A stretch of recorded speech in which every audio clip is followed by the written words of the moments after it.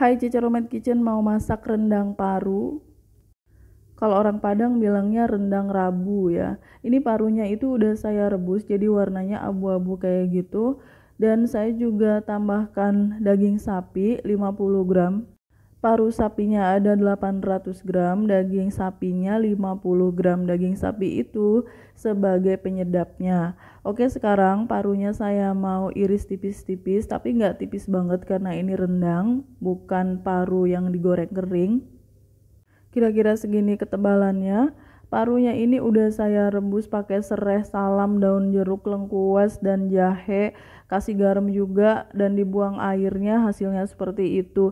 Jadi parunya itu udah nggak amis lagi ya. Dagingnya juga saya iris tipis-tipis seperti itu.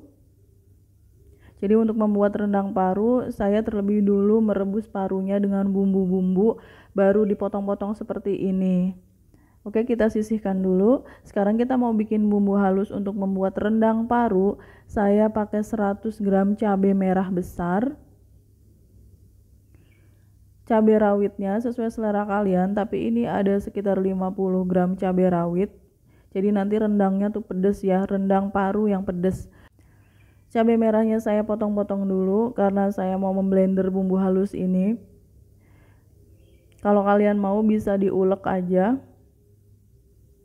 Bawang putihnya 8 siung tapi kecil-kecil. Bawang merahnya ada 100 gram atau 1 ons ya. Biasanya orang Padang masak lebih banyak pakai bawang merah daripada bawang putih. Jadi ini 8 siung bawang putih pun kecil-kecil banget. Bawang merah dan bawang putihnya saya potong-potong dulu. Setelah ini saya tambahkan lengkuas. Lengkuasnya agak banyak ya, sekitar 10 cm.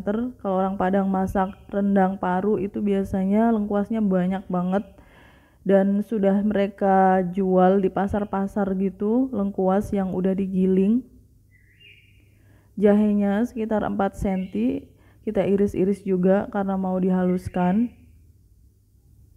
Untuk membuat rendang paru sebenarnya bumbu-bumbunya hampir sama dengan rendang daging, cuma prosesnya yang agak beda sedikit. Kunyitnya 4 cm, sedikit aja kunyit, cuma sebagai tambahan aja. Lebih sedap kalau ada kunyitnya meskipun sedikit. Kita masukkan bumbu-bumbu yang udah kita potong ini ke dalam blender dan kita beri air secukupnya. Jadi ini gampang banget, nggak usah diulek lagi, langsung di blender aja pakai air karena bumbunya juga nggak ditumis. Ini dia bumbu yang udah di blender, udah halus, kita sisihkan dulu. Sekarang kita siapkan rempah-rempah keringnya, ada 1 sendok teh merica butiran, 1 sendok teh ketumbar butiran.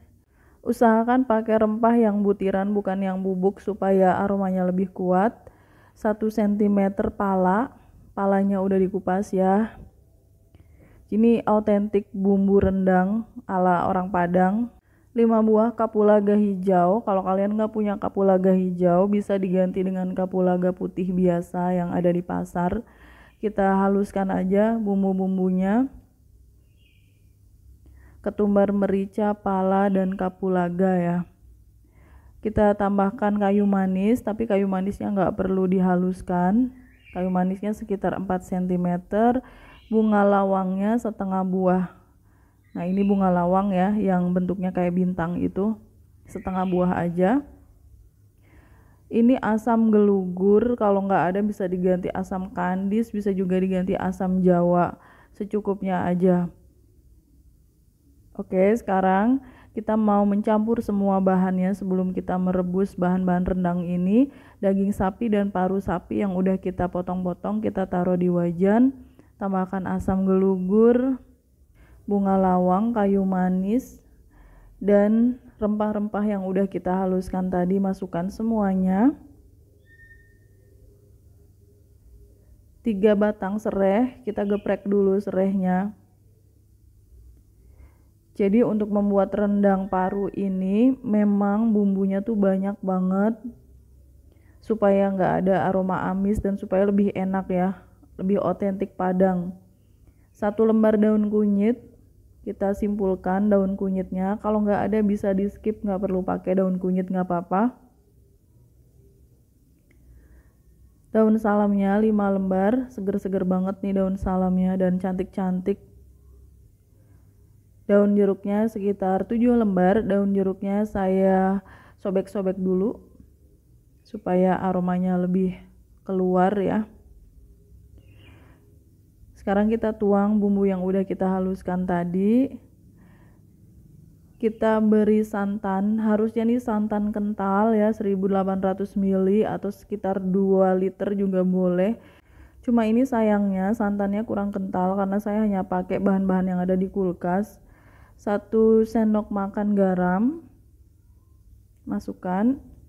Meskipun santannya kurang kental, tapi nggak apa-apa, tetap bisa jadi rendang.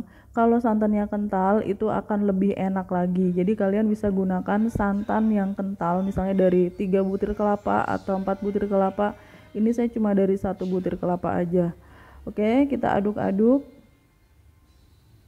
Ini sudah mulai mendidih dan airnya sudah menyusut setelah direbus 1 jam. Lanjutkan sampai airnya habis.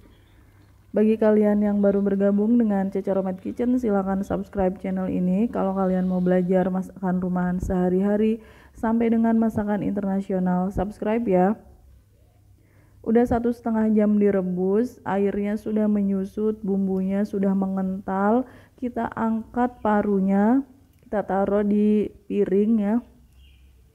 Jadi ini yang membedakan antara rendang daging dengan rendang paru. Kalau rendang paru, parunya diangkat dulu, setelah itu parunya kita goreng. Bumbunya yang tadi jangan dibuang ya, kita goreng paru dulu.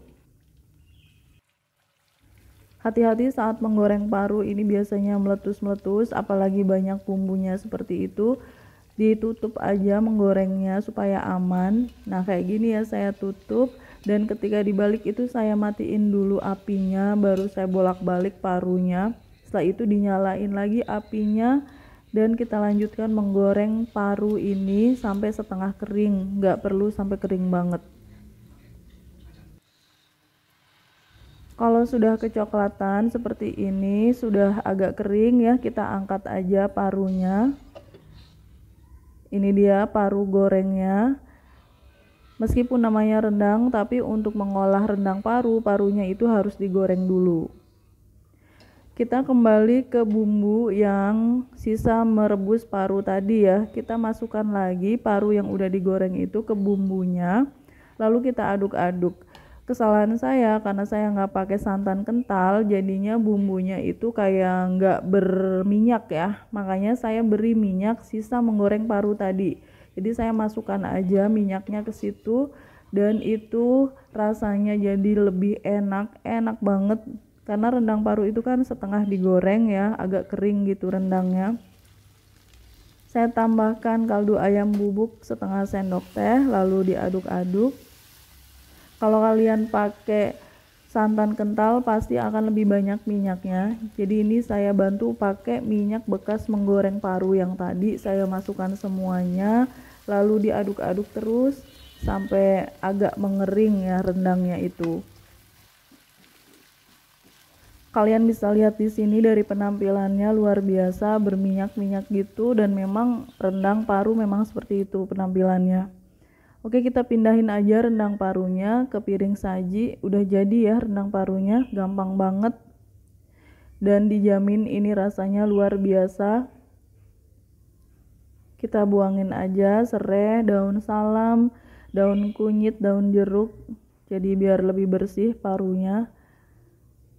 Saya mau cobain rendang paru ini pakai nasi. Sudah pasti enak karena tadi kan ada campuran daging sedikit, itu memberi kaldu yang enak banget ya. Kalau cuma paru aja itu nanti kurang gurih. Saya cobain dulu rendang paru. Pedes, parunya empuk dan kerasa digoreng.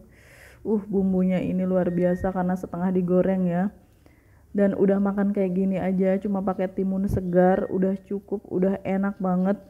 Dan karena rendang ini setengah digoreng, jadi dia awet di suhu ruang, tahan sampai 3 hari. Thanks for watching. Please like, comment, share, and subscribe. Sampai ketemu di video Cece Romet Kitchen selanjutnya. Bye.